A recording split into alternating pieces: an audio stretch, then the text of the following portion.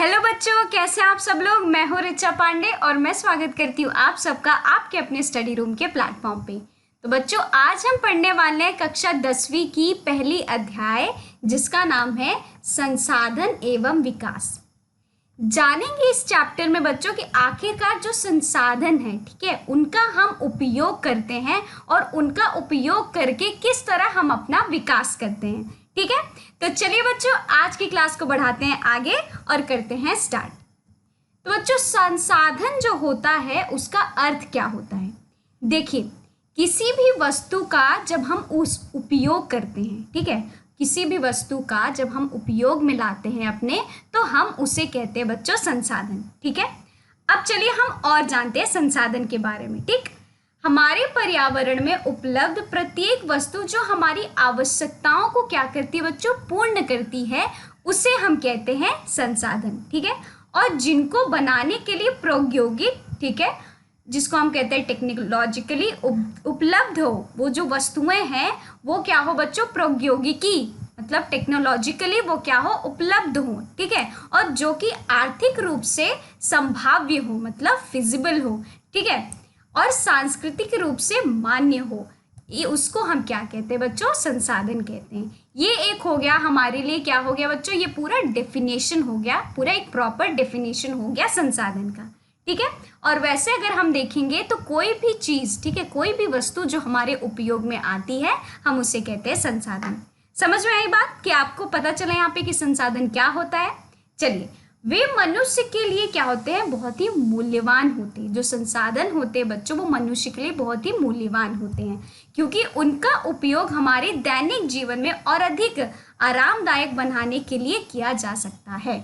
जो संसाधन होती है बच्चों, वो हमारे जीवन को क्या बनाती है, सरल बनाती है। ठीक है, जो हमारी दैनिक जो जीवन है, जो रोजमर्रा की जो जिंदगी है हमारी, उसको हमें जीने में, ठीक है, उसको हमें व्यतीत करने में क्या बनाती है बच्चों, सरल बनाती है। इसलिए जो संसाधन है उसका हम उपयोग करते हैं। इतनी बात समझ में आई। चलिए आगे बढ़ते हैं फिर। अब एक बुद्धिशीलता प्रश्न है। क्या है वो प्रश्न? ऐसी कौन सी चीजें हैं जो आपके जीवन को प्रतिदिन अधिक आरामदायक बनाती हैं? ठीक है, क्या आपको लगता है कि संसाधन प्रकृति के मुक्त जो है वो उपहार हैं? क्या हमारे आसपास, ठीक है, संसाधनों की असीमित आपूर्ति जो है वो आपको दिखाई देती है? तो आप मुझे बताएंगे कि ऐसी कौन कौन सी चीज़ है जो कि आपके निजी जिंदगी को, आपकी जो दिन प्रतिदिन की जिंदगी है, उसे आरामदायक बनाती है। कौन कौन सी चीज़ें बच्चों आरामदायक बनाती है? सबसे पहला तो आपका क्या हो गया, फ़ोन ही हो गया। आजकल के ज़माने में बच्चों फ़ोन नहीं है तो कुछ नहीं है, ऐसा माना जाता है। तो सबसे पहले बच्चों मैं अब बोलूँगी फ़ोन। फ़ोन जो है आज हमारी जीवन को सबसे ज़्यादा आरामदायक बनाता है। ठीक है, कहीं हमको जाना नहीं है, फ़ोन से ही हमारा सारा काम हो जाता है ना। और कई सारी चीज़ें, और क्या क्या आएंगी बच्चों, आप देखेंगे। जो गाड़ियाँ हैं, पहले क्या होता था, पहले के ज़माने में लोग पैदल ही चलते थे, लेकिन आजकल वाहन आ गए हैं, गाड़ियाँ आ गई, जिसकी वजह से जो हम ज़्यादा डिस्टेंस है वो कम में क्या करते हैं, कवर कर लेते हैं और जल्दी से जल्दी जहाँ हमें पहुँचना है वहाँ पहुँच जाते हैं। अब जैसे कि आप उदाहरण ले लीजिए ट्रेन का। ठीक है, ट्रेन में तो फिर भी थोड़ा बहुत टाइम लगेगा, 1-2 दिन का टाइम लग जाएगा जहाँ आपको जाना हो। लेकिन अब आप एरोप्लेन ले लीजिए, ठीक है, आप वायुयान ले लीजिए। ये जो है सारी चीज़ें, आपकी जो यात्रा है उसकी जो डिस्टेंस होती है वो क्या करती है बच्चों, कम कर देती है, जिसकी वजह से आप जल्दी से जल्दी पहुँच सकते हैं। आपको अगर ट्रेन से लग रहा है 1-2 दिन, तो आप क्या करेंगे, एरोप्लेन से बच्चों आप एक ही दिन में पहुंच जाएंगे या कुछ घंटों में ही पहुंच जाएंगे। ठीक है, तो और भी कई सारी चीज़ें हैं जो कि हमारी रोज़मर्रा ज़िंदगी को क्या बनाती है बच्चों, आरामदायक बनाती हैं। समझ में आया? चलिए आगे बढ़ते हैं। अब प्रकृति, प्रौद्योगिक और संस्थाओं के मध्यम अंत संबंध। चलिए हम देखते हैं कि आखिरकार क्या है ये। हमारे पर्यावरण में जो उपलब्ध वस्तुओं की जो रूपांतरण जो प्रक्रिया है बच्चों, प्रोसेस ऑफ ट्रांसफॉर्मेशन है, प्रकृति, प्रौद्योगिकी और संस्थाओं के परस्पर क्या है, क्रियात्मक संबंध में वो निहित है। ठीक है, मानव प्रौद्योगिकी द्वारा प्रकृति के साथ क्रिया करते हैं। ठीक है, प्रौद्योगिकी द्वारा, ठीक है, जो होता है मानव क्या करता है बच्चों, वो क्रिया करता है, ठीक है, और अपने आर्थिक विकास, ठीक है, खुद का जो डेवलपमेंट होता है, आर्थिक जो विकास होता है जिसे हम कहते हैं, वो इंसान खुद का इकोनॉमिकली डेवलप करेगा, आर्थिक जो उसका विकास है उस इंसान का वो करेगा वो, ठीक है, उसकी गति को तेज करने के लिए संस्थाओं का निर्माण करते हैं। समझ में आई इतनी बात? क्या कह रहा है ये कि मानव जो है बच्चों वो प्रौद्योगिकी मतलब टेक्नोलॉजी का यूज करता है, ठीक है, उसका उपयोग करता है और उससे वो क्रिया करता है, वो अपने कार्य करता है, ठीक है, और क्या बनाते हैं, अपना जो आर्थिक विकास है वो उसकी तरफ करता है, आर्थिक विकास की ओर वो बढ़ता है। जैसे कि मैंने आपको एग्जाम्पल दिया था, उदाहरण दिया था किसका, मोबाइल फोन का, ठीक है, वो भी क्या है बच्चों, प्रौद्योगिकी आप उसका उपयोग करते हैं। कैसे करते हैं? आप क्या करते हैं, आजकल जो मोबाइल में ही आप देखते हैं कि सारी चीज़ें हो जाती है। आप अगर आपको जैसे क्या करना है कि कहीं कुछ सामान खरीदने जाना है बाजार में, जैसे कपड़े उपड़े हो गए, आप घर बैठे बैठे बस मोबाइल में क्या किए, ऑनलाइन कर लिए बुक, और उसके बाद आपको जो कपड़ा है वो आपके घर में आ जाता है। तो यहाँ पे हम किसका उपयोग देख रहे हैं बच्चों, वो प्रौद्योगिकी जो उपयोग है, मतलब टेक्नोलॉजी का यहाँ पे उपयोग किया जा रहा है। और इससे बच्चों क्या होता है कि जो इंसान है, जो मनुष्य है, उसका इकोनॉमिक जो डेवलपमेंट है वो भी होता है। वो क्या करता है बच्चों, एक तो अपना समय जो है वो बचा लेता है ना, और वहाँ पे जो बाहर जाएगा, बाहर में जब जाएगा तो वो ज़्यादा पैसा उसको देना पड़ेगा, लेकिन ऑनलाइन में आपको क्या मिलेगा, डिस्काउंट मिल जाएगा, कम से कम रेट में आपको अच्छी चीज़ मिल जाएगी। तो यहाँ पे इसका क्या हो रहा है बच्चों, एक मनुष्य का इकोनॉमिक डेवलपमेंट भी हो रहा है, मतलब उसका एक आर्थिक जो विकास है वो भी देखने को मिलेगा। बात समझ में आई इतनी? चलिए आगे बढ़ते हैं फिर। अब क्या संसाधन प्राकृतिक के मुक्त उपहार हैं? चलिए आइए देखते हैं। ऐसा बच्चों नहीं है। एक संसाधन जो होता है मानवीय क्रियाओं का परिमाण है, ठीक है, परिणाम है, जो हम क्रिया करते हैं अपने जो निजी जिंदगी में, अपने रोजमर्रा की जो जिंदगी में हम जो क्रिया करते हैं वो क्या है बच्चों, वो परिमाण है, ठीक है, संसाधन जो है वो उसका परिमाण है, ठीक है। मानव स्वयं संसाधनों का महत्वपूर्ण हिस्सा है। मानव जो है स्वयं ही संसाधनों का एक महत्वपूर्ण हिस्सा है। वे पर्यावरण में पाए जाने वाले पदार्थों को संसाधनों में परिवर्तित करते हैं तथा उनका क्या करते हैं बच्चों, प्रयोग करते हैं। क्या करते हैं, जो हमारे पर्यावरण में जो संसाधन पाए जाते हैं वो उनको क्या करते हैं बच्चों, वो उनको लाते हैं और उसको वो परिवर्तन करते हैं और उसके बाद उसका वो क्या करते हैं, प्रयोग करते हैं, उपयोग में लाते हैं अपने, ठीक। संसाधन तब तक उपयोगी नहीं है जब तक कि मानव क्या करे, अपने प्राकृतिक रूप से संसाधनों को निकालने और दैनिक जीवन में कार्य में इसका उपयोग करने के लिए तकनीकी का जो पता है वो ना लगाए। कोई भी वस्तु जो बच्चों है आप लेंगे तो अगर वो पर्यावरण में आप देखेंगे अगर होगा तो आप क्या करेंगे, एक मानव क्या करेगा, उसको प्रकृति में जो सारी चीज़ें हैं उसका जब उपयोग नहीं करेगा, ठीक है, तो वो तो फिर बेकार हो जाएगा, वो जो संसाधन होगा फिर वो तो बेकार हो जाएगा।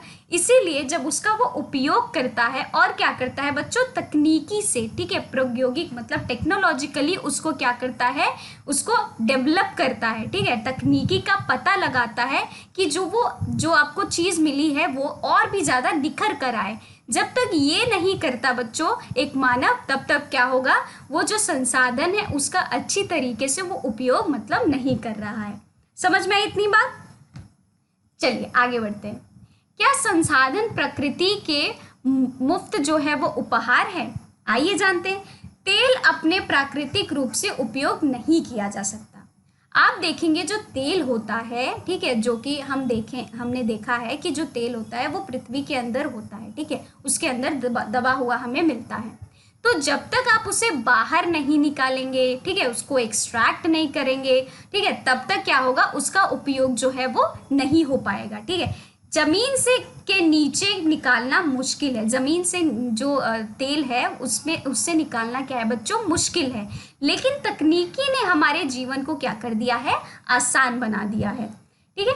इसके द्वारा विकसित मशीनों ने इसका जो निकालना, जो जिसे हम कहते हैं एक्सट्रैक्शन, जो एक्सट्रैक्ट करते हैं हम तेल को, वो क्या कर दिया है, परिष्कृत करना और फिर इसका उपयोग करना संभव बना दिया है। तकनीकी ने जो हमारे जीवन की, जो हमारे रोजमर्रा की जिंदगी को बच्चों क्या बना दिया है, वो सरल बना दिया है। तो इसलिए जो हम तेल देखते हैं जो कि पृथ्वी के अंदर है, वो हम उसको ऐसे ही नहीं निकाल सकते।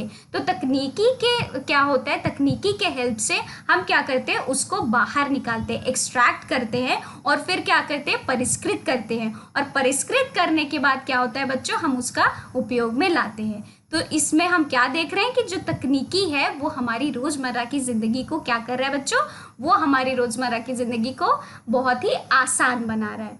इतनी बात समझ में आई? चलिए आगे बढ़ते हैं। फिर संसाधनों का वर्गीकरण है, ठीक है। अब बच्चों हम देखेंगे कि संसाधनों का जो वर्गीकरण है वो बहुत ही भागों में उसको बांटा गया है। पहला भाग है बच्चों प्राकृतिक, ठीक है, फिर है मानवीय।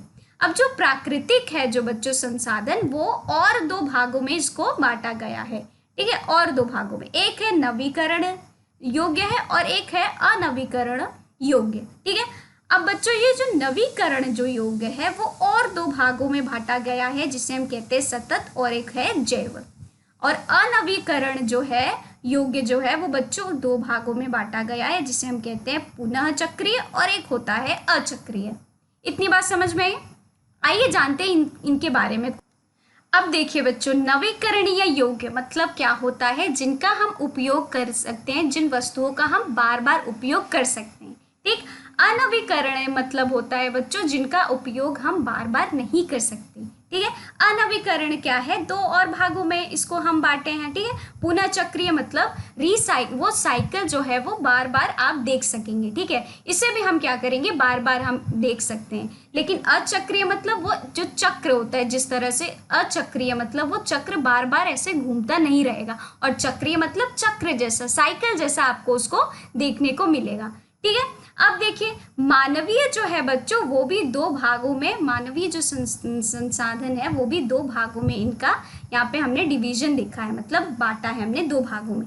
एक है संरचनाएं एवं संस्थाएं, ठीक है, और एक है मात्रा एवं गुणवत्ता। तो हमने तो यहाँ पे अभी आपको थोड़ा सा हल्का हल्का बता दिया है। अब हम इन सारी चीज़ों के बारे में बच्चों डिटेल में पढ़ेंगे, एकदम अंदर घुस के पढ़ेंगे और देखेंगे कि आखिरकार क्या है ये सारी चीज़। उससे पहले बच्चों आप सबके लिए एक प्रश्न है। पिछली स्लाइड में उल्लेखित प्रत्येक श्रेणी से कम दो संसाधनों की पहचान जो है आपको करनी है, ठीक है। तो चलिए इसके बारे में भी हम आगे जानेंगे। आगे की जो हमारी स्लाइड से बच्चों इसी से कनेक्टेड है, ठीक है, इसी से आप जोड़ पाएंगे।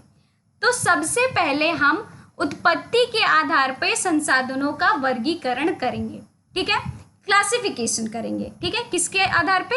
उत्पत्ति के आधार पे। उत्पत्ति के आधार पे बच्चों संसाधनों को जैविक एवं अजैविक संसाधनों के रूप में वर्गीत किया गया है, ठीक है। जैविक संसाधन कौन से होते हैं बच्चों, जिसे हम अंग्रेजी में कहते हैं बायोटिक रिसोर्स। इन संसाधनों की प्राप्ति जीव मंडल से होती है और इनमें जीवन व्याप्त है, जैसे मनुष्य, वनस्पति जात और प्राणी जात, मत्स्य जीवन, पशुदान आदि। ये जो सारी चीज़ें होती हैं बच्चों, ये जो सारे संसाधन होते हैं आपको कहाँ से, जीव मंडल से आपको प्राप्त होती हैं, ठीक है। और इनमें जान होता है, ठीक, जैसे कि मनुष्य, ठीक है। आप देखेंगे हमारे अंदर क्या होता है बच्चों, जान होती है ना। वनस्पति जो होता है, पेड़ पौधा आप देखेंगे वनस्पति में, उनके अंदर भी आपको जान देखने को मिलेगी, तभी तो वो बढ़ते हैं, है ना। प्राणी जात हो गए, मत्स्य हो गया, जीवन, मत्स्य जीवन जो हो गया, ठीक है, जो मछलियाँ होती हैं या फिर जो भी जो आप देखते होंगे नदियों में जो भी जैसे मछली होती हैं, ठीक है, बड़े बड़े ब्लू व्हेल वगैरह जो भी होते हैं, इन सारी चीज़ों का के अंदर भी क्या होता है बच्चों, जान होता है। और पशुधन, पशुओं में भी आपको देखने को मिलेगा। तो ये जैव संसाधन का यही मतलब है बच्चों, जिन सारी चीज़ों के अंदर, उन संसाधनों में जो कि आपको प्राप्त होंगी जीव मंडल से, और जिनके अंदर क्या होगा बच्चों, जान होगी, ठीक है। इतनी बात समझ में आई? चलिए तब आगे बढ़ते हैं। उत्पत्ति के आधार पे बच्चों संसाधनों को वर्गीकरण यहाँ पे फिर से किया गया है।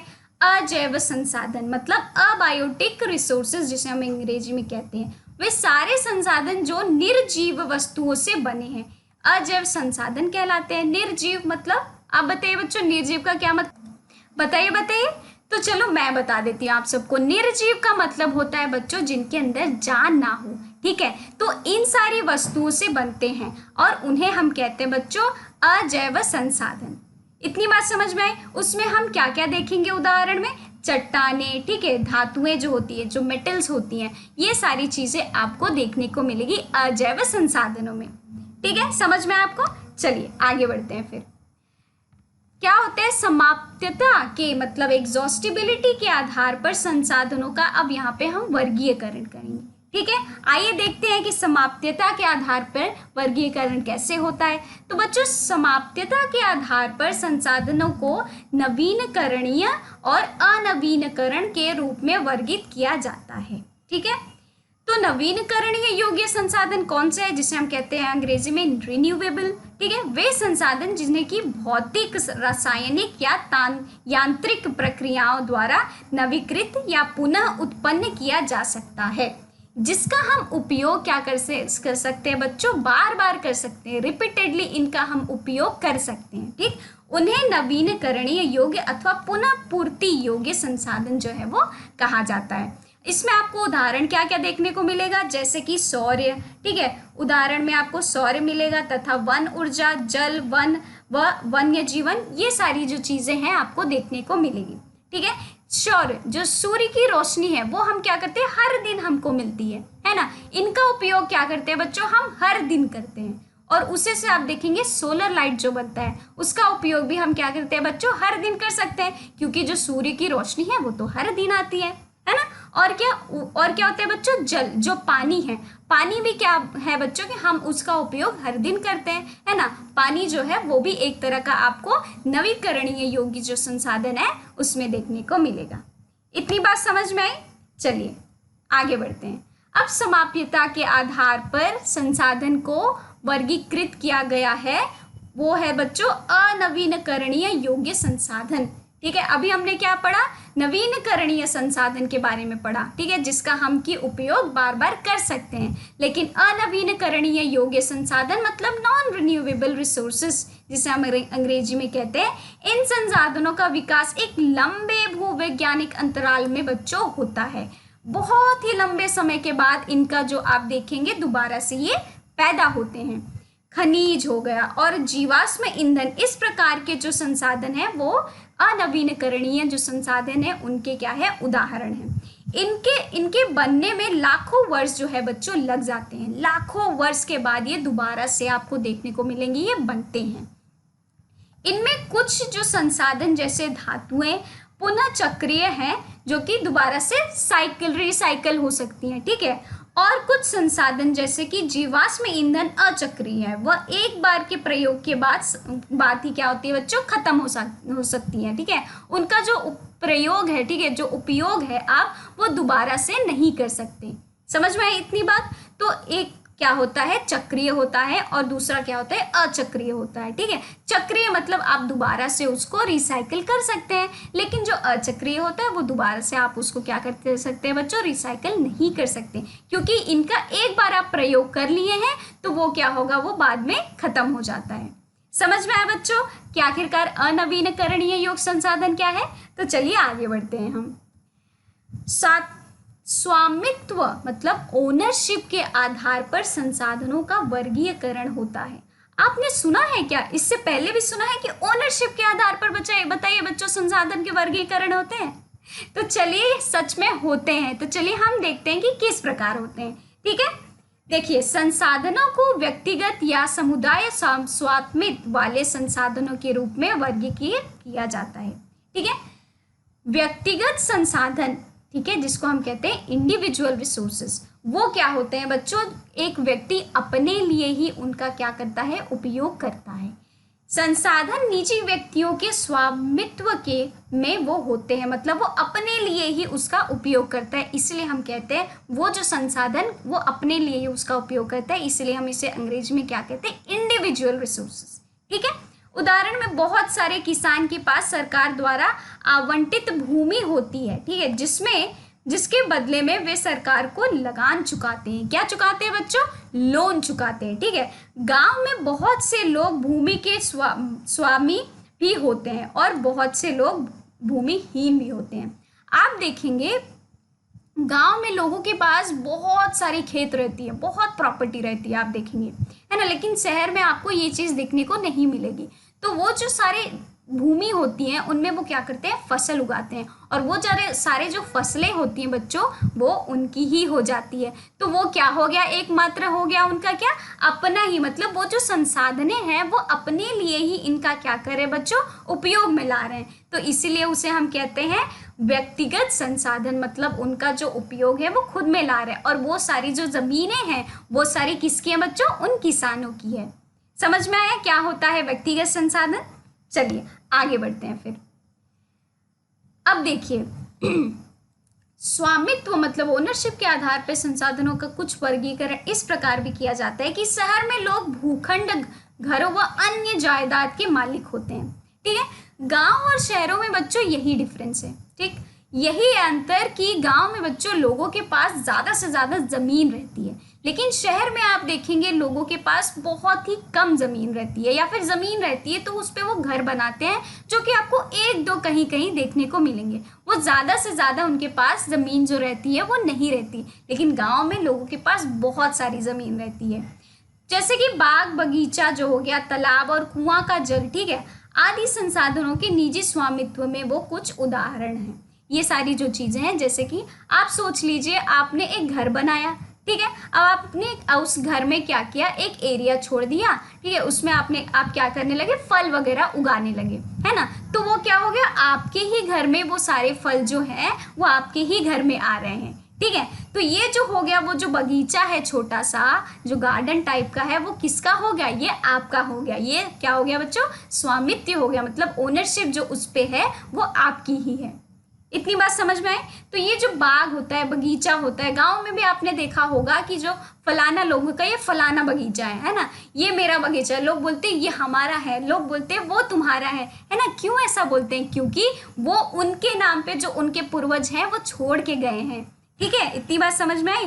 तो पूर्वजों से भी जो सारी चीज़ें मिलती हैं वो क्या होती है, वो अपनी होती है। जैसे आपके भी घर में प्रॉपर्टीज आपको मिलती होगी, आपके भी मम्मी पापा को प्रॉपर्टी किसी ने दी होगी, आपके पापा को आपके दादाजी ने दी होगी, और फिर आपके जो पापा है वो आपको देंगे। तो ये जो प्रॉपर्टी आपको मिल रही है वो किसकी है बच्चों, वो खुद की है, मतलब अपनी ही है। ठीक है, तो यहाँ पे भी आपको देखने को मिल रहा होगा ओनरशिप जो है वो अपना ही है, मतलब वो क्या है, स्वामित्व है। इतनी बात समझ में आई। चलिए आगे बढ़ते हैं।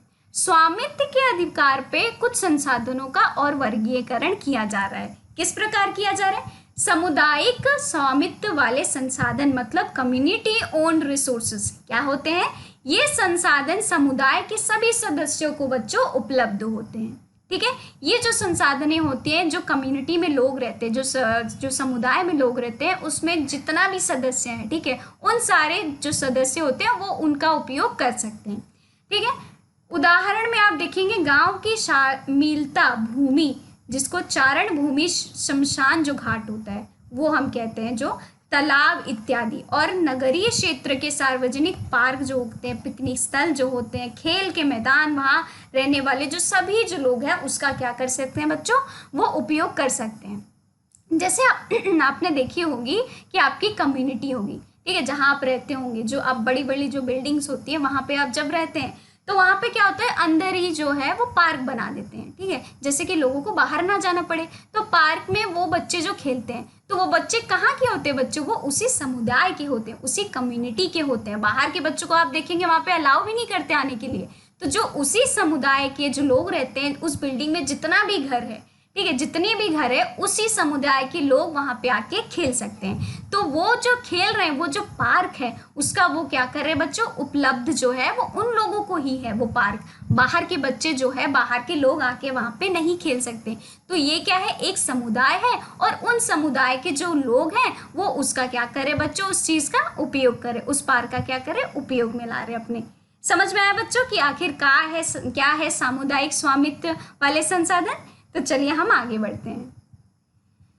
अब क्या है बच्चों, स्वामित्व के आधार पर संसाधनों का वर्गीकरण और कुछ तरीके से किया गया है। कैसे किया गया है, राष्ट्रीय संसाधन नेशनल रिसोर्सेज, क्या होते हैं वो तकनीकी तौर पर देश में पाए जाने वाले सारे जो संसाधन हैं वो राष्ट्रीय है।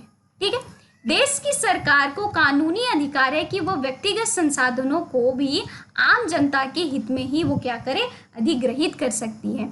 जो उनको जो संसाधन दिए गए हैं, ठीक है, कानूनी तौर पर जो राष्ट्र को दिए गए हैं, उनके पास ये राइट है, ठीक है, ये उनके पास कानून है, ये अधिकार है कि ये जो सारे जो संसाधन हैं वो क्या कर सकते हैं बच्चों, वो लोगों में, जनता में क्या कर सकते हैं, जनता के हित में वो दे सकते हैं। आपने देखा होगा कि सड़कें, नहरें और रेल लाइनें व्यक्तिगत क्या होती है, स्वामित्व वाले खेत में वो बनी हुई रहती है। आपने देखा ही होगा ये चीज। ठीक है, शहर विकास जो प्राधिकरण है, जो अर्बन डेवलपमेंट जिसे हम अथॉरिटी कहते हैं, सरकार ने भूमि अधिग्रहण का अधिकार दिया हुआ है उन्हें। ठीक, सारे खनिज पदार्थ, जल संसाधन, वन्य जीवन, राजनीतिक सीमाएं के जो अंदर है सारी भूमि, और 12 समुद्र मील मतलब 22.2 किमी तक महासागरीय क्षेत्र, भू भार्गीय जो समुद्र है हम उसे वो कहते हैं, वह इनमें पाई जाने वाली सारी संसाधनें जो है वो क्या है बच्चों, राष्ट्रीय है, राष्ट्र की जो है वो संपदा है। समझ में इतनी बात कि बच्चों शहरों का जो विकास है वो किस प्रकार से हो पाए, तो इसीलिए क्या किया है, उन्होंने अधिकार दिया है कि इसको अर्बन डेवलपमेंट अथॉरिटीज मतलब शहरी विकास प्राधिकरण जो करण है उनको इन्होंने अधिकार दिया है कि आपको क्या करना है, सरकार ने ये दिया है कि भूमि अधिग्रहण का अधिकार है वो उनको उन्होंने दिया है। जैसे जो सारे खनिज हैं, पदार्थ जो है, जल संसाधन जो है, वन्य जो जीवन है, ठीक है, राजनीतिक सीमाओं के अंदर जो ये सारी चीजें हैं, जो सारी जो भूमि है, और समुद्री मील जो कि 22.2 किमी जो कि किलोमीटर तक महासागरीय क्षेत्र के अंदर, ये सारी जो चीजें आती हैं, आपको इन सारी चीजों से क्या करना है बच्चों, आपको अपना शहर जो है वो विकास करना है, मतलब विकसित करना है उसको। तो ये जो अधिकार है किसको दिया गया है बच्चों, शहरी विकास जो प्राधिकरण है उनको ये जो अधिकार है वो दिया गया है। इतनी बात समझ में आई? चलिए तब आगे बढ़ते हैं हम। अब बच्चों क्या किया गया, स्वामित्व के अधिकार पे और कुछ संसाधनों का वर्गीकरण किया गया है। क्या किया है, अंतरराष्ट्रीय संसाधन मतलब इंटरनेशनल रिसोर्सेज, कुछ अंतरराष्ट्रीय जो संसाधन है जो वो नियंत्रित है, ठीक है, वो नियंत्रित है, वो आपको देखने को मिलेगी, वो सबको नहीं मिल सकती, ठीक है, वो नियंत्रित में ही है, नियंत्रण में ही है वो। तट रेखा से 200 समुद्र मील की दूरी से परे खुले महासागरीय संसाधनों पर किसी देश का अधिकार नहीं है। उस पे क्या है बच्चों, उस पे किसी भी देश का जो है वो अधिकार नहीं हो सकता। इन संसाधनों को अंतर्राष्ट्रीय संस्थाओं की सहमति के बिना उपयोग नहीं किया जा सकता। जो तट सीमाएं हैं, ठीक है, जो तट सीमाएं हैं जो फिर या फिर महासागरीय जो संसाधन है, उस पे क्या है, किसी भी देश का ऐसे ही वो अधिकार वो उसमें अपना नहीं जमा सकते। उसके लिए क्या करना पड़ेगा बच्चों उनको, कि इन संसाधनों को मतलब उपयोग में लाने के लिए अंतर्राष्ट्रीय जो संस्थाएं बनी हैं उनका उन्हें सहायता लेना पड़ेगा, तभी वो उन संसाधनों को क्या कर पाएंगे बच्चों, अपने उपयोग में ले पाएंगे, नहीं तो नहीं ले पाएंगे। इसीलिए क्या होता है कि ये जो अंतर्राष्ट्रीय जो संसाधनें हैं उन पे क्या होते हैं, नियंत्रित उनका उपयोग किया जा सकता है, और तब किया जा सकता है जबकि आपको क्या अंतर्राष्ट्रीय जो संस्थाएं हैं वो जब तक आपको परमिशन ना दे, जब तक आपको ना कहे कि हाँ ठीक है आप इन संसाधनों का अपना उपयोग कर सकते हैं, तब तक वो नहीं कर सकते। इतनी बात समझ में आई? चलिए आगे बढ़ते हैं फिर। अब बच्चों आप सबके लिए एक प्रश्न है, अपने घर के स्वामित्व वाले संसाधनों की आपको एक सूची बनानी है। क्या बनानी है, स्वामित्व जो संसाधन है उनकी क्या करनी है, आपको सूची बनानी है। तो चलिए बच्चों सूची बनाइए कि आखिरकार स्वामित्व वाले जो संसाधन है वो क्या क्या है। हमने अभी क्या क्या पढ़ा बच्चों अपने पिछली स्लाइड्स में, कि स्वामित्व मतलब होता है जो जिन पे अपना ही अधिकार हो। आप पे किसका अधिकार है बच्चों, आप पे अधिकार है आपके माता पिता पे। तो आपका जो अधिकार है और किस किस चीजों में है, आपका अपना जो घर है, ठीक है, आपका अपना जो घर है उस पे आपका अधिकार है ना, और घर के जो भी सामान है, ठीक, उन पे आपका अपना अधिकार है, और किस पे बच्चों, अगर घर है आपका और आपका घर है उसके साइड में, ठीक है, आप ही के जमीन में क्या है, वो नदी एक टाइप की छोटी सी पॉन्ड है, तो उस पॉन्ड पे किसका अधिकार है बच्चों, आप ही का अधिकार है ना। और किस किस चीजों में, जो भी प्रॉपर्टी होती है, ठीक है, प्रॉपर्टी होती है उस पे किसका अधिकार है बच्चों, उस पे आप ही का अधिकार है, जिसे हम कहते हैं क्या, संपत्ति, है ना।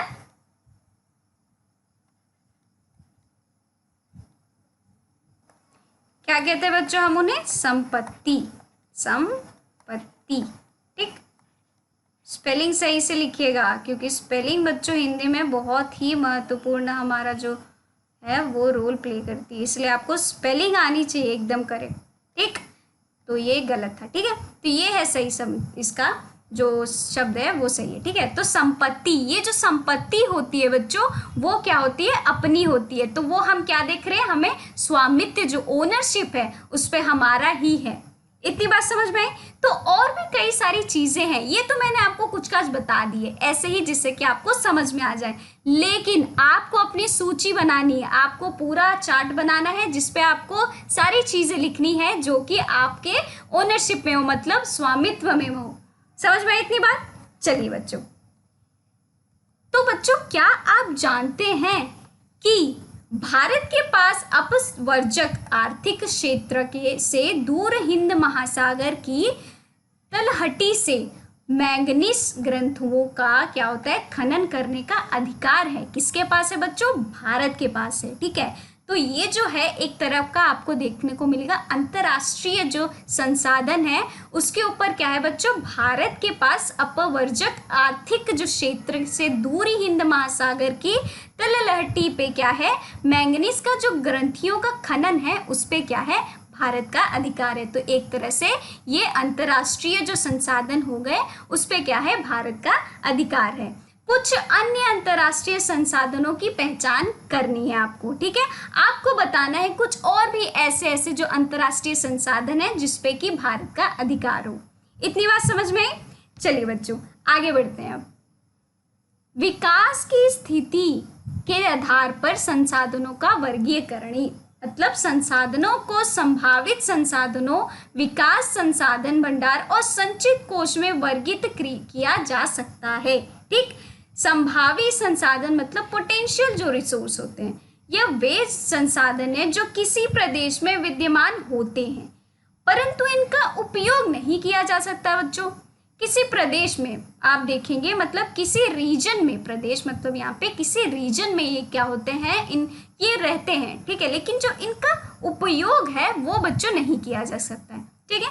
अब उदाहरण के तौर पर हम ले लेंगे भारत के पश्चिमी भाग विशेषकर राजस्थान और गुजरात में पवन और सूर्य संसाधनों की अपार आपको देखने को संभावना मिलेगी। आप देखते होंगे वहां पे जो सूर्य है, सूर्य की जो किरण है बहुत ही ज्यादा होती है, तो आप उससे क्या कर सकते हैं बच्चों, सोलर जो लाइट होता है, ठीक है, उसको आप बना सकते हैं, ठीक। लेकिन क्या होता है, और जो पवन होता है वो भी बहुत ही ज्यादा होता है, ज्यादा मात्रा में आपको वहां पे देखने को मिलेगा, ठीक। लेकिन क्या है बच्चों, कोई फायदा नहीं, क्यों, क्योंकि वो जो है वो यूज में नहीं आ रहे, वो उपयोग नहीं किए जा रहे हैं, ठीक। परंतु इनका सही ढंग से क्या हो रहा है बच्चों, विकास नहीं हो पा रहा है वहाँ पे।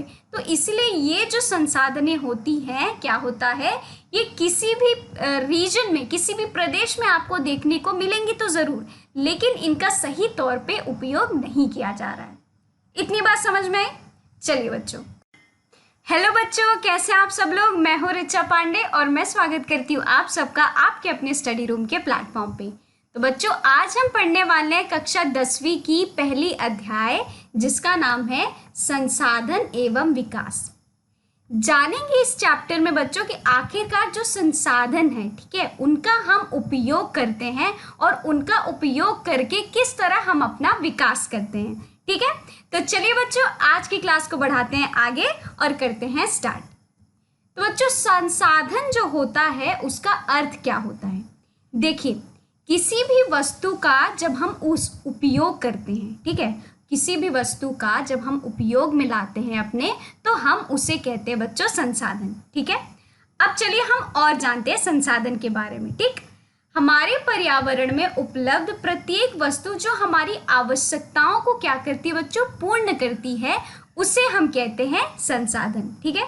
और जिनको बनाने के लिए प्रौद्योगिक, ठीक है, जिसको हम कहते हैं टेक्नोलॉजिकली उपलब्ध हो, वो जो वस्तुएं हैं वो क्या हो बच्चों, प्रौद्योगिकी मतलब टेक्नोलॉजिकली वो क्या हो, उपलब्ध हो, ठीक है। और जो कि आर्थिक रूप से संभाव्य हो मतलब फिजिबल हो, ठीक है, और सांस्कृतिक रूप से मान्य हो, ये उसको हम क्या कहते हैं बच्चों, संसाधन कहते हैं। ये एक हो गया हमारे लिए, क्या हो गया बच्चों, ये पूरा डेफिनेशन हो गया, पूरा एक प्रॉपर डेफिनेशन हो गया संसाधन का, ठीक है। और वैसे अगर हम देखेंगे तो कोई भी चीज़, ठीक है, कोई भी वस्तु जो हमारे उपयोग में आती है हम उसे कहते हैं संसाधन। समझ में आई बात कि आपको पता चला यहाँ पे कि संसाधन क्या होता है। चलिए, वे मनुष्य के लिए क्या होते हैं, बहुत ही मूल्यवान होते हैं। जो संसाधन होते हैं बच्चों वो मनुष्य के लिए बहुत ही मूल्यवान होते हैं, क्योंकि उनका उपयोग हमारे दैनिक जीवन में और अधिक आरामदायक बनाने के लिए किया जा सकता है। जो संसाधन होती है बच्चों वो हमारे जीवन को क्या बनाती है, सरल बनाती है, ठीक है। जो हमारी दैनिक जो जीवन है, जो रोज़मर्रा की जो ज़िंदगी है हमारी, उसको हमें जीने में, ठीक है, उसको हमें व्यतीत करने में क्या बनाती है बच्चों, सरल बनाती है। इसलिए जो संसाधन है उसका हम उपयोग करते हैं। इतनी बात समझ में आई। चलिए आगे बढ़ते हैं फिर। अब एक बुद्धिशीलता प्रश्न है। क्या है वो प्रश्न, ऐसी कौन सी चीजें हैं जो आपके जीवन को प्रतिदिन अधिक आरामदायक बनाती हैं, ठीक है। क्या आपको लगता है कि संसाधन प्रकृति के मुक्त जो है वो उपहार हैं? क्या हमारे आसपास, ठीक है, संसाधनों की असीमित आपूर्ति जो है वो आपको दिखाई देती है? तो आप मुझे बताएंगे कि ऐसी कौन कौन सी चीज़ है जो कि आपके निजी ज़िंदगी को, आपकी जो दिन प्रतिदिन की ज़िंदगी है उसे आरामदायक बनाती है। कौन कौन सी चीज़ें बच्चों आरामदायक बनाती है? सबसे पहला तो आपका क्या हो गया, फ़ोन ही हो गया। आजकल के ज़माने में बच्चों फ़ोन नहीं है तो कुछ नहीं है, ऐसा माना जाता है। तो सबसे पहले बच्चों मैं अब बोलूँगी फ़ोन। फ़ोन जो है आज हमारी जीवन को सबसे ज़्यादा आरामदायक बनाता है, ठीक है। कहीं हमको जाना नहीं है, फ़ोन से ही हमारा सारा काम हो जाता है ना। और कई सारी चीज़ें, और क्या क्या आएंगी बच्चों आप देखेंगे। जो गाड़ियाँ हैं, पहले क्या होता था, पहले के ज़माने में लोग पैदल ही चलते थे, लेकिन आजकल वाहन आ गए हैं, गाड़ियाँ आ गई हैं, जिसके वजह से जो हम ज़्यादा डिस्टेंस है वो कम में क्या करते हैं, कवर कर लेते हैं और जल्दी से जल्दी जहाँ हमें पहुँचना है वहाँ पहुँच जाते हैं। अब जैसे कि आप उदाहरण ले लीजिए ट्रेन का, ठीक है।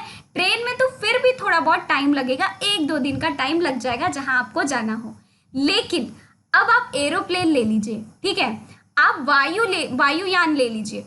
ये जो है सारी चीज़ें, आपकी जो यात्रा है उसकी जो डिस्टेंस होती है वो क्या करती है बच्चों, कम कर देती है, जिसकी वजह से आप जल्दी से जल्दी पहुंच सकते हैं।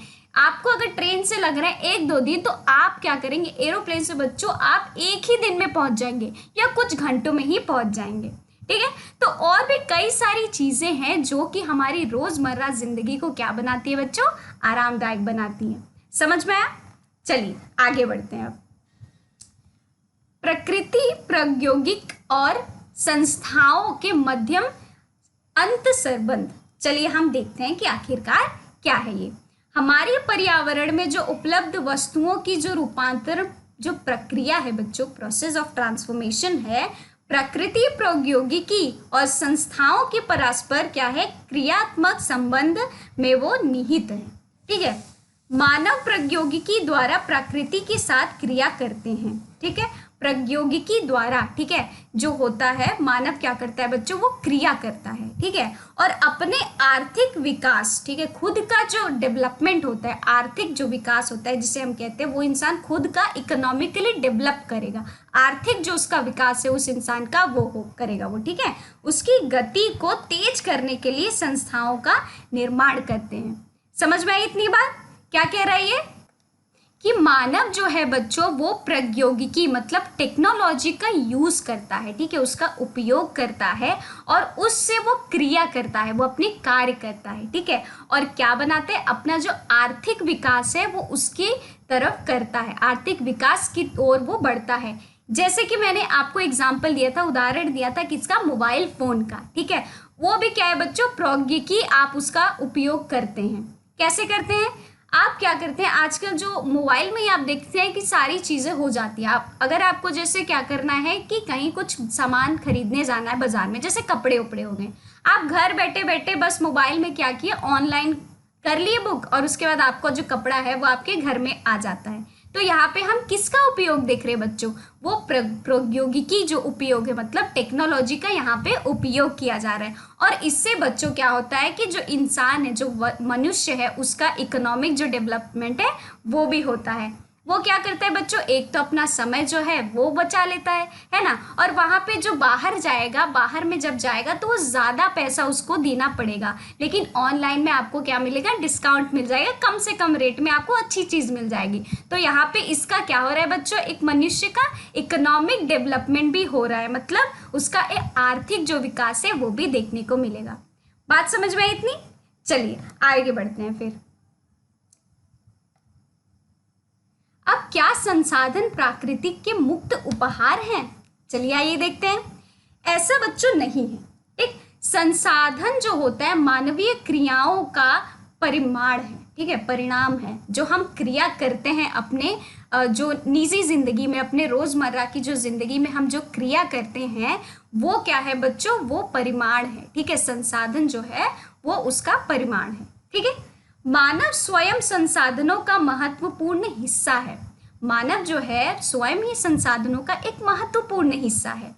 वे पर्यावरण में पाए जाने वाले पदार्थों को संसाधनों में परिवर्तित करते हैं तथा उनका क्या करते हैं बच्चों, प्रयोग करते हैं। क्या करते हैं, जो हमारे पर्यावरण में जो संसाधन पाए जाते हैं वो उनको क्या करते हैं बच्चों, वो उनको लाते हैं और उसको वो परिवर्तन करते हैं और उसके बाद उसका वो क्या करते हैं, प्रयोग करते हैं, उपयोग में लाते हैं अपने, ठीक। संसाधन तब तक उपयोगी नहीं है जब तक कि मानव क्या करे, अपने प्राकृतिक रूप से संसाधनों को निकालने और दैनिक जीवन में कार्य में इसका उपयोग करने के लिए तकनीकी का जो पता है वो ना लगाए।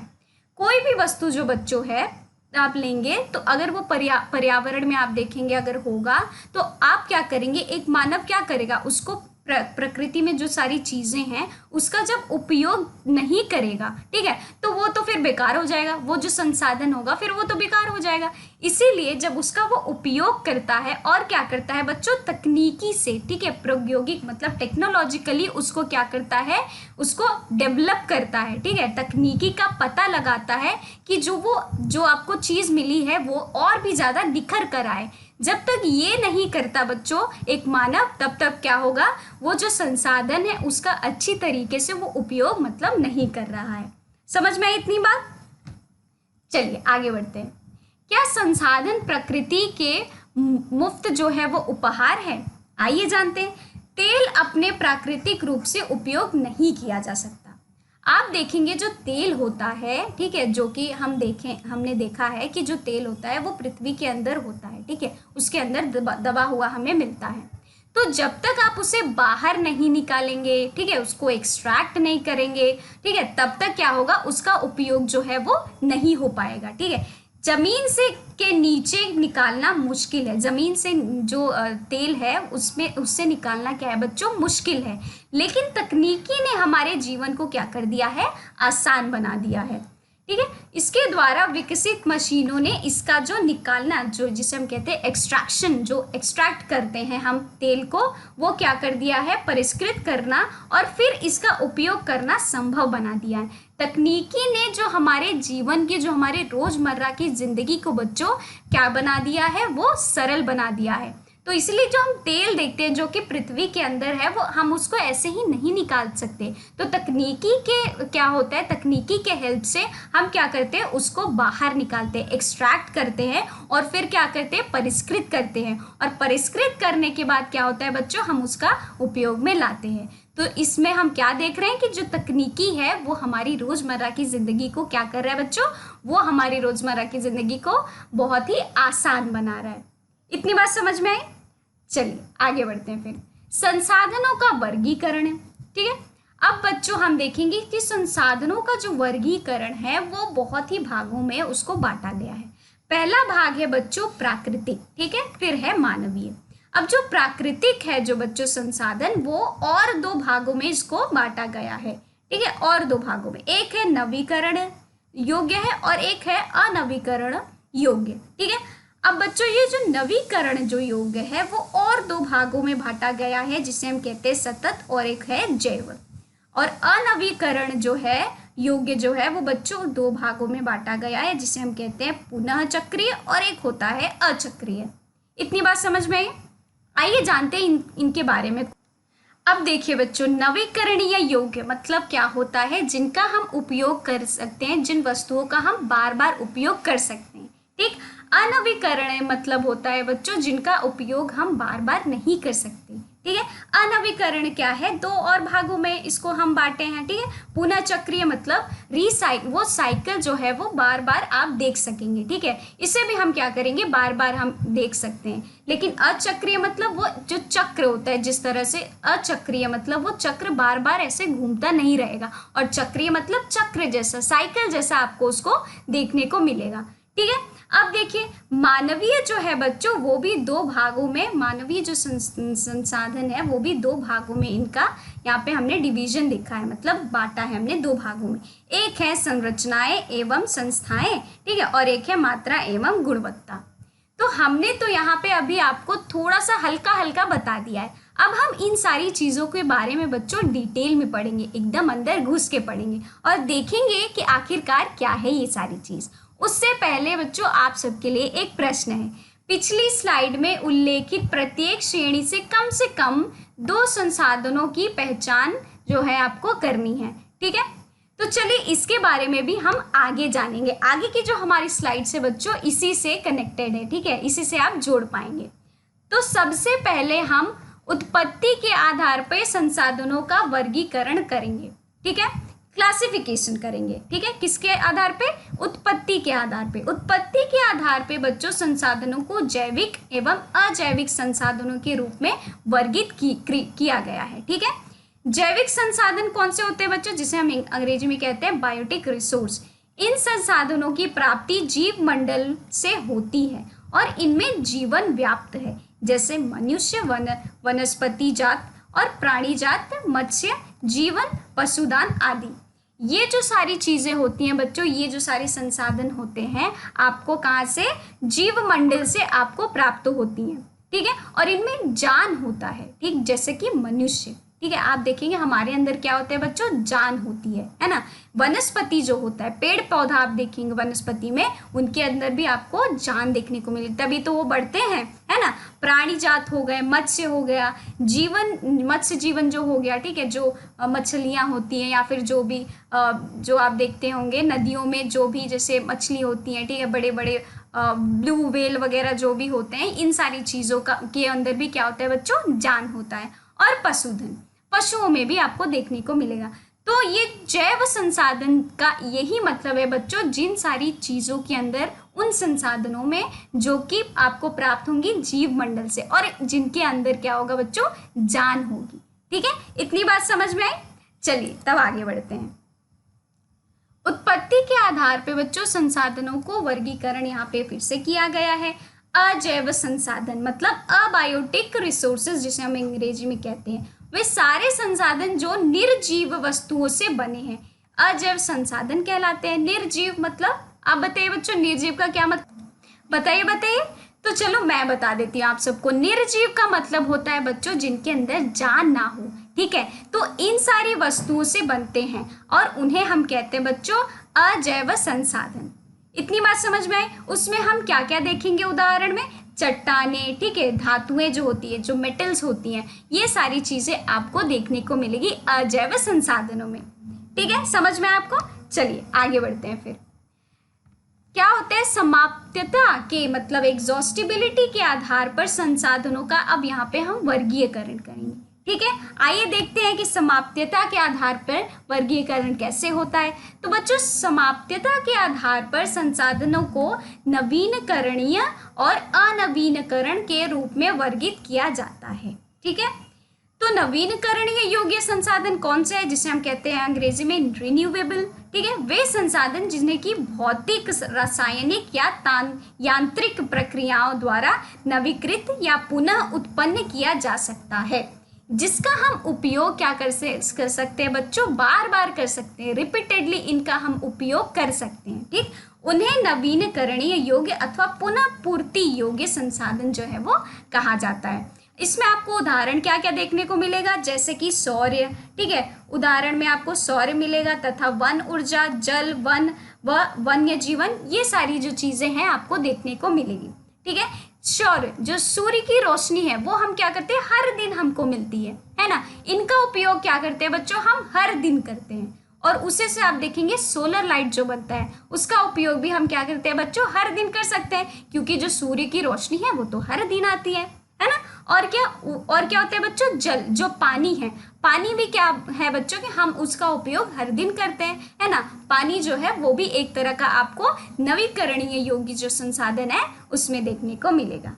इतनी बात समझ में आई।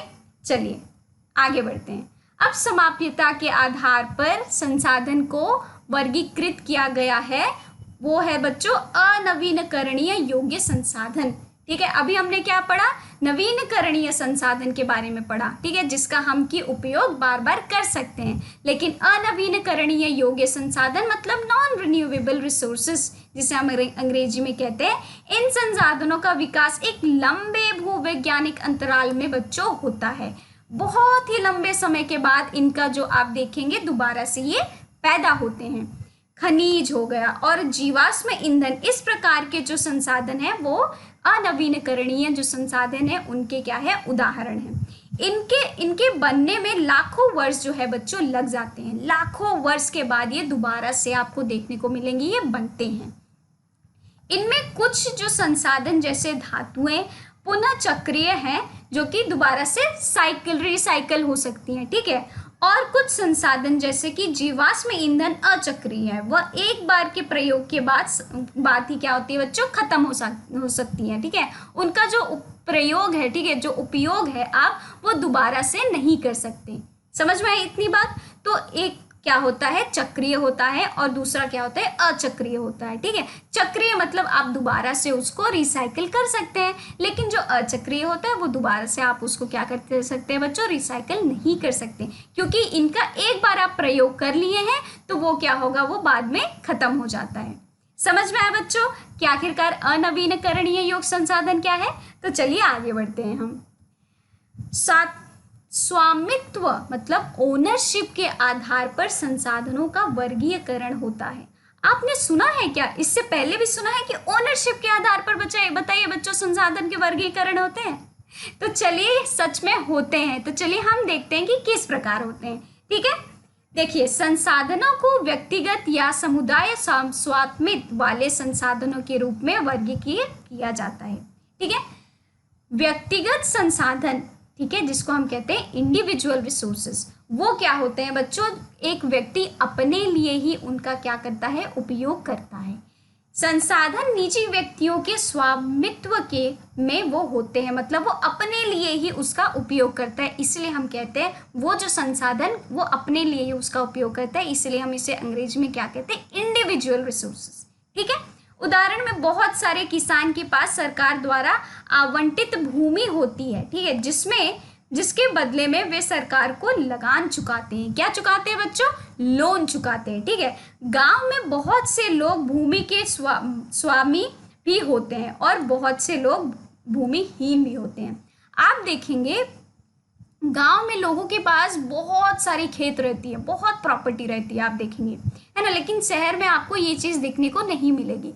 तो वो जो सारे भूमि होती हैं उनमें वो क्या करते हैं, फसल उगाते हैं, और वो सारे जो फसलें होती हैं बच्चों वो उनकी ही हो जाती है। तो वो क्या हो गया, एकमात्र हो गया उनका क्या, अपना ही, मतलब वो जो संसाधनें हैं वो अपने लिए ही इनका क्या करे बच्चों, उपयोग में ला रहे हैं। तो इसीलिए उसे हम कहते हैं व्यक्तिगत संसाधन, मतलब उनका जो उपयोग है वो खुद में ला रहे हैं। और वो सारी जो जमीनें हैं वो सारी किसकी हैं बच्चों, उन किसानों की है। समझ में आया क्या होता है व्यक्तिगत संसाधन। चलिए आगे बढ़ते हैं फिर। अब देखिए, स्वामित्व मतलब ओनरशिप के आधार पर संसाधनों का कुछ वर्गीकरण इस प्रकार भी किया जाता है कि शहर में लोग भूखंड, घरों व अन्य जायदाद के मालिक होते हैं। ठीक है, गांव और शहरों में बच्चों यही डिफरेंस है। ठीक, यही अंतर कि गांव में बच्चों लोगों के पास ज़्यादा से ज़्यादा ज़मीन रहती है, लेकिन शहर में आप देखेंगे लोगों के पास बहुत ही कम ज़मीन रहती है, या फिर ज़मीन रहती है तो उस पर वो घर बनाते हैं, जो कि आपको एक दो कहीं कहीं देखने को मिलेंगे। वो ज़्यादा से ज़्यादा उनके पास ज़मीन जो रहती है वो नहीं रहती, लेकिन गाँव में लोगों के पास बहुत सारी ज़मीन रहती है, जैसे कि बाग बगीचा जो हो गया, तालाब और कुआं का जल, ठीक है, आदि संसाधनों के निजी स्वामित्व में वो कुछ उदाहरण हैं। ये सारी जो चीज़ें हैं, जैसे कि आप सोच लीजिए आपने एक घर बनाया, ठीक है, अब आपने उस घर में क्या किया, एक एरिया छोड़ दिया, ठीक है, उसमें आप क्या करने लगे, फल वगैरह उगाने लगे, है ना। तो वो क्या हो गया, आपके ही घर में वो सारे फल जो हैं वो आपके ही घर में आ रहे हैं, ठीक है। तो ये जो हो गया, वो जो बगीचा है छोटा सा जो गार्डन टाइप का है, वो किसका हो गया, ये आपका हो गया। ये क्या हो गया बच्चों, स्वामित्व हो गया, मतलब ओनरशिप जो उस पे है वो आपकी ही है। इतनी बात समझ में आए। तो ये जो बाग होता है, बगीचा होता है, गांव में भी आपने देखा होगा कि जो फलाना लोगों का ये फलाना बगीचा है ना, ये मेरा बगीचा है, लोग बोलते हैं ये हमारा है, लोग बोलते हैं वो तुम्हारा है ना। क्यों ऐसा बोलते हैं, क्योंकि वो उनके नाम पे जो उनके पूर्वज हैं वो छोड़ के गए हैं, ठीक है। इतनी बात समझ में आई। तो पूर्वजों से भी जो सारी चीज़ें मिलती हैं वो क्या होती है, वो अपनी होती है। जैसे आपके भी घर में प्रॉपर्टीज़ आपको मिलती होगी, आपके भी मम्मी पापा को प्रॉपर्टी किसी ने दी होगी, आपके पापा को आपके दादाजी ने दी होगी, और फिर आपके जो पापा है वो आपको देंगे। तो ये जो प्रॉपर्टी आपको मिल रही है वो किसकी है बच्चों, वो खुद की है, मतलब अपनी ही है, ठीक है। तो यहाँ पे भी आपको देखने को मिल रहा होगा ओनरशिप जो है वो अपना ही है, मतलब वो क्या है, स्वामित्व है। इतनी बात समझ में आई। चलिए आगे बढ़ते हैं। स्वामित्व के अधिकार पे कुछ संसाधनों का और वर्गीकरण किया जा रहा है। किस प्रकार किया जा रहा है, सामुदायिक स्वामित्व वाले संसाधन, मतलब कम्युनिटी ओन्ड रिसोर्सेज क्या होते हैं, ये संसाधन समुदाय के सभी सदस्यों को बच्चों उपलब्ध होते हैं, ठीक है। ये जो संसाधनें होती हैं, जो कम्युनिटी में लोग रहते हैं, जो समुदाय में लोग रहते हैं, उसमें जितना भी सदस्य हैं, ठीक है, उन सारे जो सदस्य होते हैं वो उनका उपयोग कर सकते हैं, ठीक है। उदाहरण में आप देखेंगे गांव की शामिलता भूमि, जिसको चारण भूमि, शमशान जो घाट होता है वो हम कहते हैं, जो तालाब इत्यादि, और नगरीय क्षेत्र के सार्वजनिक पार्क जो होते हैं, पिकनिक स्थल जो होते हैं, खेल के मैदान, वहाँ रहने वाले जो सभी जो लोग हैं उसका क्या कर सकते हैं बच्चों, वो उपयोग कर सकते हैं। जैसे आपने देखी होगी कि आपकी कम्युनिटी होगी, ठीक है, जहाँ आप रहते होंगे, जो आप बड़ी बड़ी जो बिल्डिंग्स होती है वहाँ पे आप जब रहते हैं तो वहाँ पे क्या होता है, अंदर ही जो है वो पार्क बना देते हैं, ठीक है, जैसे कि लोगों को बाहर ना जाना पड़े। तो पार्क में वो बच्चे जो खेलते हैं, तो वो बच्चे कहाँ के होते हैं बच्चों, वो उसी समुदाय के होते हैं, उसी कम्युनिटी के होते हैं। बाहर के बच्चों को आप देखेंगे वहाँ पे अलाउ भी नहीं करते आने के लिए। तो जो उसी समुदाय के जो लोग रहते हैं, उस बिल्डिंग में जितना भी घर है, ठीक है, जितने भी घर है, उसी समुदाय के लोग वहाँ पे आके खेल सकते हैं। तो वो जो खेल रहे हैं, वो जो पार्क है उसका वो क्या कर रहे हैं बच्चों, उपलब्ध जो है वो उन लोगों को ही है वो पार्क। बाहर के बच्चे जो है, बाहर के लोग आके वहाँ पे नहीं खेल सकते। तो ये क्या है, एक समुदाय है, और उन समुदाय के जो लोग हैं वो उसका क्या करे बच्चों, उस चीज़ का उपयोग करे, उस पार्क का क्या करे, उपयोग में ला रहे अपने। समझ में आया बच्चों कि आखिर क्या है सामुदायिक स्वामित्व वाले संसाधन। तो चलिए हम आगे बढ़ते हैं। अब क्या है बच्चों, स्वामित्व के आधार पर संसाधनों का वर्गीकरण और कुछ तरीके से किया गया है। कैसे किया गया है, राष्ट्रीय संसाधन, नेशनल रिसोर्सेज क्या होते हैं, वो तकनीकी तौर पर देश में पाए जाने वाले सारे जो संसाधन हैं वो राष्ट्रीय है, ठीक है। देश की सरकार को कानूनी अधिकार है कि वो व्यक्तिगत संसाधनों को भी आम जनता के हित में ही वो क्या करे, अधिग्रहित कर सकती है। जो उनको जो संसाधन दिए गए हैं, ठीक है, कानूनी तौर पर जो राष्ट्र को दिए गए हैं, उनके पास ये राइट है, ठीक है, ये उनके पास कानून है, ये अधिकार है कि ये जो सारे जो संसाधन हैं वो क्या कर सकते हैं बच्चों, वो लोगों में, जनता में क्या कर सकते हैं, जनता के हित में वो दे सकते हैं।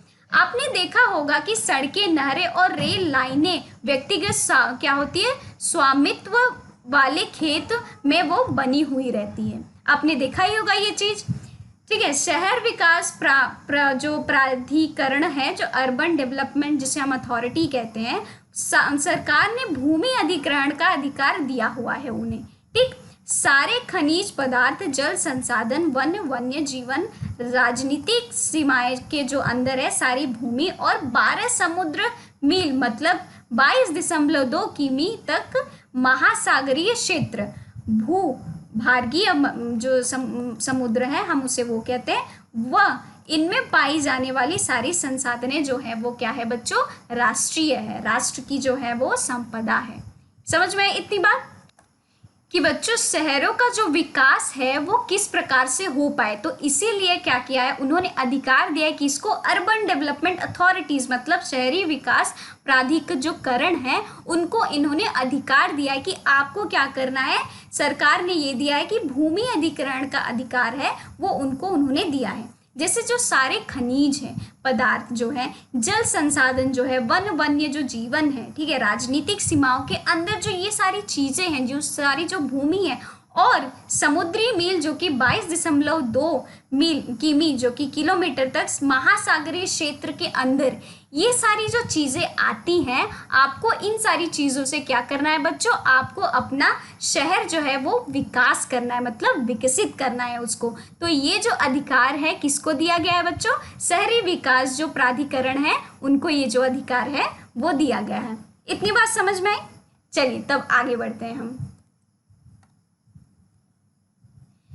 अब बच्चों क्या किया गया, स्वामित्व के अधिकार पे और कुछ संसाधनों का वर्गीकरण किया गया है। क्या किया है, अंतरराष्ट्रीय संसाधन मतलब इंटरनेशनल रिसोर्सेज, कुछ अंतरराष्ट्रीय जो संसाधन है जो वो नियंत्रित है, ठीक है, वो नियंत्रित है, वो आपको देखने को मिलेगी, वो सबको नहीं मिल सकती, ठीक है, वो नियंत्रित में ही है, नियंत्रण में ही है। वो तट रेखा से 200 समुद्र मील की दूरी से परे खुले महासागरीय संसाधनों पर किसी देश का अधिकार नहीं है। उस पे क्या है बच्चों, उस पे किसी भी देश का जो है वो अधिकार नहीं हो सकता। इन संसाधनों को अंतर्राष्ट्रीय संस्थाओं की सहमति के बिना उपयोग नहीं किया जा सकता। जो तट सीमाएं हैं, ठीक है, जो तट सीमाएं हैं जो फिर या फिर महासागरीय जो संसाधन है उस पे क्या है, किसी भी देश का ऐसे ही वो अधिकार वो उसमें अपना नहीं जमा सकते। उसके लिए क्या करना पड़ेगा बच्चों उनको, कि इन संसाधनों को मतलब उपयोग में लाने के लिए अंतर्राष्ट्रीय जो संस्थाएं बनी हैं उनका उन्हें सहायता लेना पड़ेगा, तभी वो उन संसाधनों को क्या कर पाएंगे बच्चों, अपने उपयोग में ले पाएंगे, नहीं तो नहीं ले पाएंगे। इसीलिए क्या होता है कि ये जो अंतर्राष्ट्रीय जो संसाधनें हैं उन पे क्या होते हैं, नियंत्रित उनका उपयोग किया जा सकता है। और जब तब किया जा सकता है जबकि आपको क्या अंतर्राष्ट्रीय जो संस्थाएं हैं वो जब तक आपको परमिशन ना दे, जब तक आपको ना कहे कि हाँ ठीक है आप इन संसाधनों का अपना उपयोग कर सकते हैं, तब तक वो नहीं कर सकते। इतनी बात समझ में आई? चलिए आगे बढ़ते हैं फिर। अब बच्चों आप सबके लिए एक प्रश्न है, अपने घर के स्वामित्व वाले संसाधनों की आपको एक सूची बनानी है। क्या बनानी है, स्वामित्व जो संसाधन है उनकी क्या करनी है, आपको सूची बनानी है। तो चलिए बच्चों सूची बनाइए कि आखिरकार स्वामित्व वाले जो संसाधन है वो क्या क्या है। हमने अभी क्या क्या पढ़ा बच्चों अपने पिछली स्लाइड्स में, कि स्वामित्व मतलब होता है जो जिन पे अपना ही अधिकार हो। आप पे किसका अधिकार है बच्चों, आप पे अधिकार है आपके माता पिता पे। तो आपका जो अधिकार है और किस किस चीज़ों में है, आपका अपना जो घर है, ठीक है, आपका अपना जो घर है उस पे आपका अधिकार है ना, और घर के जो भी सामान है, ठीक, उन पे आपका अपना अधिकार है। और किस पे बच्चों, अगर घर है आपका और आपका घर है उसके साइड में, ठीक है, आप ही के ज़मीन में क्या है, वो नदी एक टाइप की छोटी सी पॉन्ड है, तो उस पॉन्ड पे किसका अधिकार है बच्चों, आप ही का अधिकार है ना। और किस किस चीज़ों में, जो भी प्रॉपर्टी होती है, ठीक है, प्रॉपर्टी होती है उस पे किसका अधिकार है बच्चों, उस पे आप ही का अधिकार है, जिसे हम कहते हैं क्या, संपत्ति, है ना।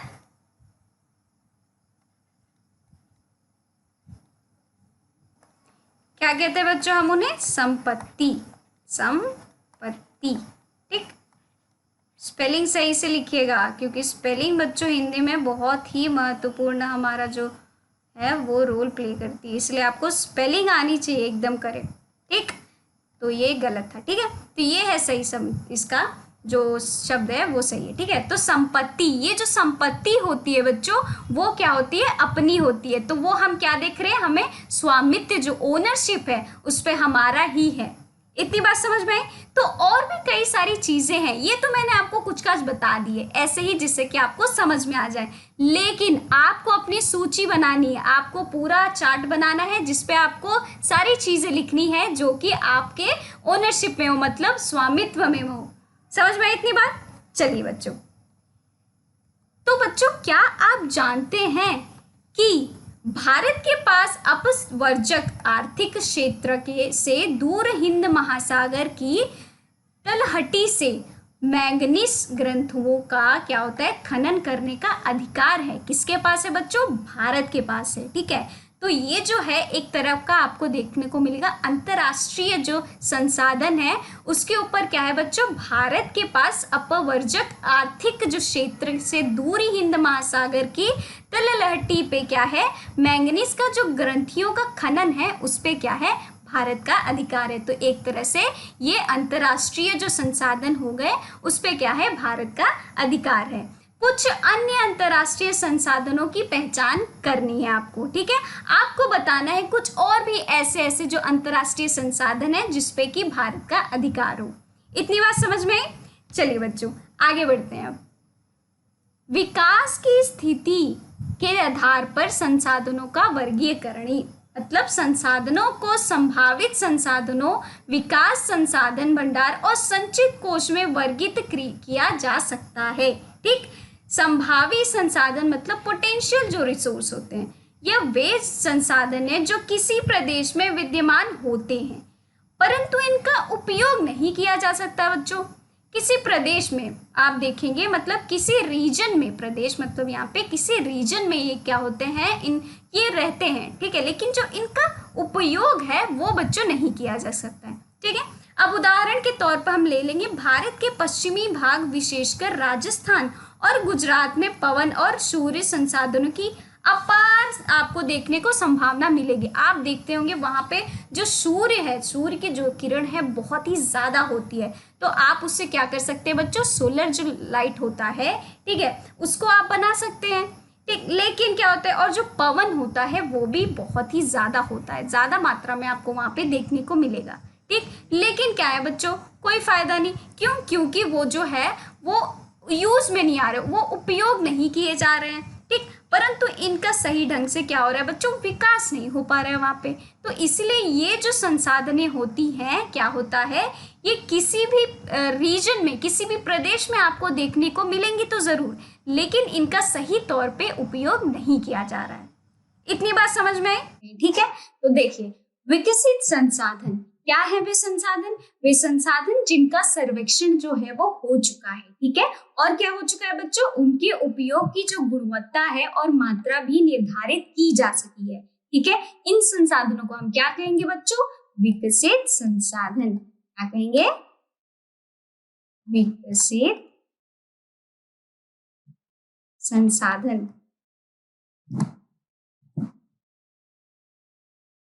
ठीक है, इनकी जो गुणवत्ता है वो भी जान ली गई है और क्या क्या, इनका सर्वेक्षण भी कर लिया गया है। ठीक है, और मात्रा भी इनकी निर्धारित की जा सकती है। तो इन सारे संसाधनों को हम कहते हैं विकसित संसाधन। ठीक है, चलिए आगे बढ़ते हैं। संसाधनों का विकास प्रौद्योगिकी और उनकी संभाव्यता के स्तर पर निर्धारण किया जाता है।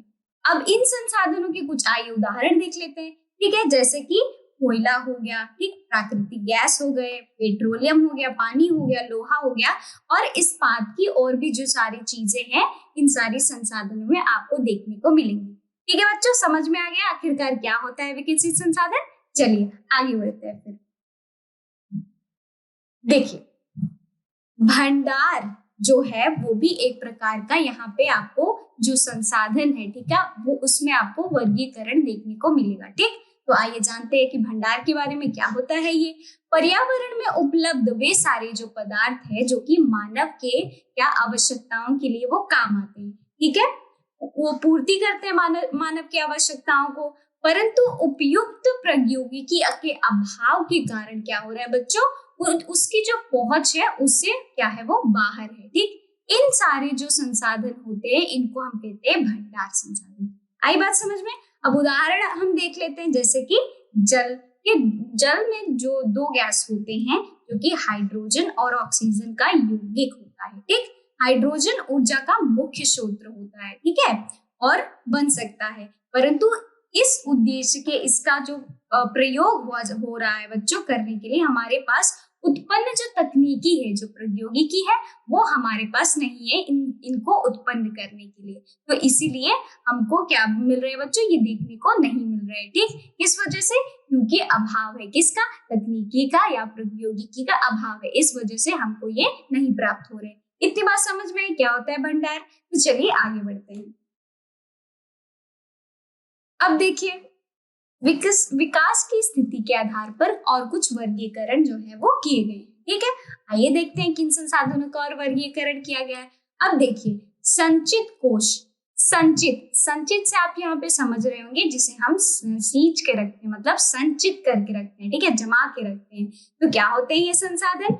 संचित कोश यह संसाधन भंडार का हिस्सा है। ठीक है, जिन्हें उपलब्ध तकनीकी ज्ञान की सहायता से प्रयोग में लिया जा सकता है, परंतु इनका उपयोग अभी आरंभ नहीं हुआ है। मतलब इनका उपयोग जो है वो आरंभ हुआ ही नहीं है। इनका उपयोग भविष्य में आवश्यकता की पूर्ति हेतु इनका उपयोग हो सकता है। ठीक है, वो कौन कौन से बच्चों है संसाधन, आइए जानते हैं। नदियों के जल को विद्युत पैदा करने के प्रयुक्त किया जा सकता है। ठीक, परंतु वर्तमान समय में इनका उपयोग जो है वो सीमित पैमाने में, इस वजह से इसका जो प्रकार है बांधों में भी जल में किया जा सकता है। वन आदि संचित कोश, ये सारी चीजें संचित कोश में आपको देखने को मिलेंगी, जिनका की उपयोग भविष्य में किया जा सकता है, क्योंकि अभी ये क्या है, उपयोग में नहीं है। तो इसीलिए इनका जो उपयोग है वो हमारे भविष्य में हम कर सकते हैं। ठीक है बच्चों, समझ में आया क्या होता है संचित कोश? रिजर्व, मतलब हमको इन्हें सींच के रखना है, जिसका कि हम उपयोग अभी हम नहीं कर पा रहे क्योंकि हमारे पास उतना पैमाने में ज्ञान नहीं है। ठीक है, तकनीक का हम उपयोग नहीं कर पा रहे सही तरीके से, तो हमें इन्हें सींच के रखना पड़ेगा, संच के रखना पड़ेगा, और हमें इनका उपयोग कहाँ करना पड़ेगा बच्चों? भविष्य में करना पड़ेगा। आई बात समझ में? चलिए आगे बढ़ते हैं। अब देखिए, यहाँ पे एक बुद्धिशीलता प्रश्न है। क्या है वो प्रश्न? आइए पढ़ते हैं। उपयुक्त विकसित संसाधनों में से प्रत्येक कम से कम 2 उपयोगी जो उपयोग है, उपयोगों को आपको पहचानना है। ठीक है, जो हमने पढ़े थे भंडार और संचित कोश। ठीक, संसाधनों की एक सूची तैयार करनी है जिनसे कि आप परिचित हो। हमने अभी ही पढ़ा। अब बताइए बच्चों, कौन कौन से ऐसे संसाधन है जो कि आपको भंडार में देखने को मिलेंगे और संचित में देखने को मिलेंगे, बताइए। चलिए, तो मैं आपको बताती हूँ। पहला हो जाएगा बच्चों ईंधन। ठीक, क्या हो जाएगा? ईंधन। ईंधन में हम क्या क्या देख सकते हैं बच्चों? जैसे कि कोयला, है ना, कोयला हो गया, और क्या हो गया बच्चों बताइए? तेल हो गया, है ना। ठीक, और क्या हो गया? गैस हो गई, है ना। क्या हो गया बच्चों? गैस। ठीक है, इतनी बात समझ में आई? ये हमारे ईंधन में आएंगे। ये क्या हो गया बच्चों? भंडार में आते हैं। किन में आते हैं? ये भंडार में आते हैं। ठीक, आई बात समझ में? ये भंडार के कुछ उदाहरण हैं। ठीक है, अब आइए हम किस में जाते हैं बच्चों? संचित। ठीक है, संचित में देखते हैं, कोश जो होते हैं उनमें देखते हैं कि आखिरकार हम क्या क्या देख सकते हैं। ठीक, संचित में हम क्या देखेंगे बच्चों? उनका पहला में, जैसे कि हम क्या करते हैं, जो हमारी नदियां होती हैं। ठीक है, नदियों के पानी से हम क्या कर सकते हैं बच्चों? उनको संच के रख सकते हैं, और उसके बाद हम क्या कर सकते हैं अपने फ्यूचर में बच्चों? हम अपने आने वाले कल में क्या कर सकते हैं? हाइड्रो इलेक्ट्रिक जो पावर होता है वो जनरेट कर सकते हैं। ठीक है, इसीलिए नदियों का जो पानी होता है,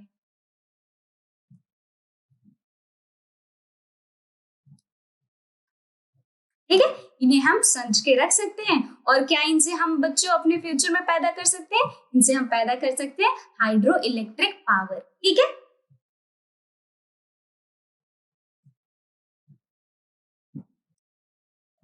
हाइड्रो